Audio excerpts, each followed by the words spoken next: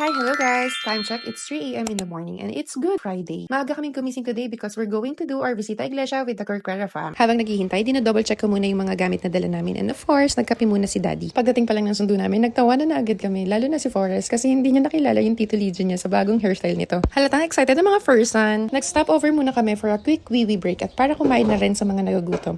At isa na ako doon sis para dire-diretso na ang biyahe. Since dalawang sasakyan kami, nagkulitan muna yung mga bata at naglaro. Hi, hi.